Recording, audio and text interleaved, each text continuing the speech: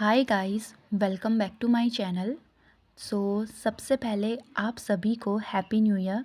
भगवान करे आपका ये साल बहुत अच्छा जाए और आपकी सारी मनोकामनाएं पूरी हों। तो लास्ट पार्ट में हमने देखा था वांग जी वहिंग का इंतज़ार कर रहा था। बाहर बहुत तेज़ बारिश थी जिससे वांग जी को बुखार आ गया था। वहिंग उसके पास जाता है। वांग जी बैठा हुआ था। वो वहिंग को देखकर कहता है, वहिंग क्या ये आप हैं? इतना कहकर उसने उठने की कोशिश करी, लेकिन बुखार की वजह से उसकी बॉडी नम हो गई थी, जिस वजह से वो नहीं उठ पाया। वहिंग उसका कंधा पकड़ लेता है। वहिंग गुस्से में था। उसे गुस्सा ये सोचकर आ रहा था कि वांग जी जब पहले से इतना बीमार है तो उसे ये सब करने की क्या ज़रूरत है।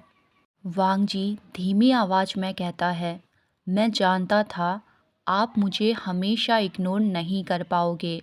ये कहकर वो एक फीकी सी स्माइल करता है। वहिंग गुस्से में था। वो अपने दांत पीसते हुए कहता है, क्या तुम पागल हो गए हो? जरा अपनी हालत देखो। तुम अपनी लापरवाही की वजह से बीमार पड़ गए। वहिंग उसे कंधे से सहारा देता है और वांगजी को उसके घर ले जाता है।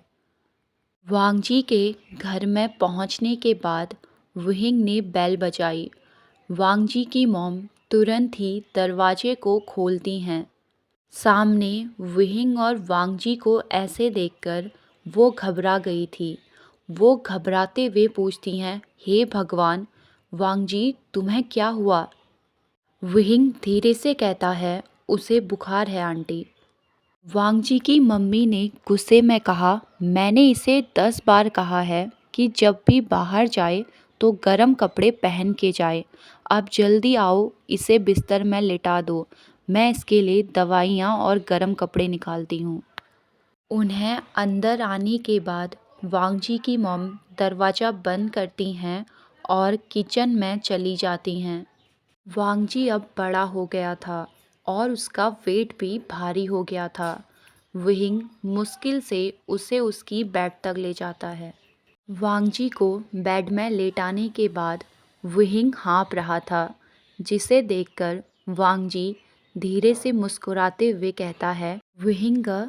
जिसे सुनकर वहिंग ने अपनी भौहें सिकोड़ ली। अब वो गुस्से में कहता है, तुम्हें हर रोज़ मेरे घर के सामने नहीं बैठना चाहिए था। देखो तुमने अपनी हालत क्या कर दी। मैं आपको मिस कर रहा था वहिंग। इतना कहकर वांगजी ने अपनी आंखें बंद कर ली। इतने में ही वांगजी की मॉम गर्म पानी और दवाई लेकर आ गई थी।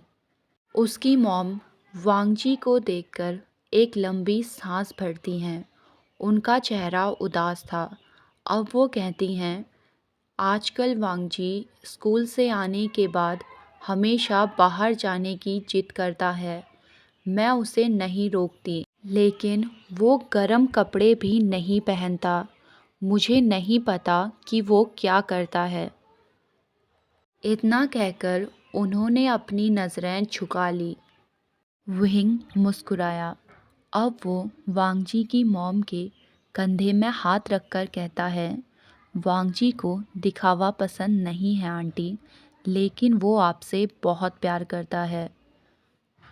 वो आपको अपनी प्रॉब्लम्स नहीं बताता क्योंकि वो आपको चिंता में नहीं डालना चाहता। वांगजी की मॉम ये कहकर मुस्कुराती है। वो वांगजी को पोंछने के लिए गीला कपड़ा पकड़ने वाली थी, तभी वहिंग उन्हें रोक लेता है। वहिंग उनके हाथ से गीला कपड़ा पकड़कर कहता है, मुझे करने दीजिए आंटी, आपको आराम करना चाहिए। बस आप मॉम को बता दीजिएगा कि मैं यहाँ वांगजी के साथ हूँ। वांगजी की मॉम वहिंग को देखकर मुस्कुराती हैं। अब वो कहती हैं, थैंक यू वहिंग, हमेशा वांगजी के साथ रहने के लिए। इतना कहकर वो रूम से बाहर चली गई। वांगजी की मॉम के जाने के बाद विहिंग एक गहरी सांस लेता है। अब वो वांगजी की ओर देखकर कहता है, शैतान बच्चे, तुमने मेरे साथ साथ अपनी मॉम को भी चिंता में डाल दिया। इतना कहकर उसने वांगजी के गालों को धीरे से थपथपाया। विहिंग धीरे से वांगजी को उठाते हुए कहता है, एक पल के लिए उठो और अपनी दवाई ले लो। वांगजी धीरे से आंखें खोलता है और विहिंग को देखकर मुस्कुराता है। विहिंग उसे दवाई देता है।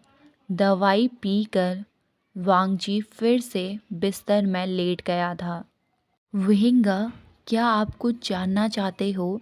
वांगजी ने धीरे से कहा, लेकिन ये विहिंग के सुनने के लिए काफ़ी था। विहिंग ने कोल्डली कहा, कोई ज़रूरत नहीं है, अपनी एनर्जी सेव करो और जब ठीक हो जाओ तब मुझे बता देना। पर मैं आपको बताना चाहता हूँ विहिंगा, मैं अब और इंतज़ार नहीं कर सकता।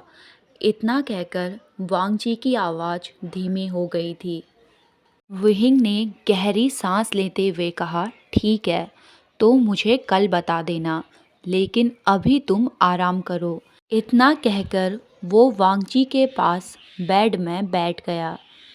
मेरे पास आपको कहने के लिए बहुत सी बातें हैं जो मुझे आपको बतानी हैं, लेकिन अगर मैं सीधा कहूँ, इतना कहकर वांगजी ने विहिंग के हाथों को पकड़ लिया।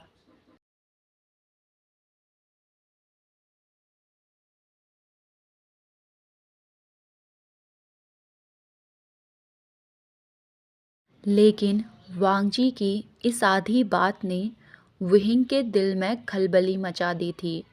वो सुनना चाहता था,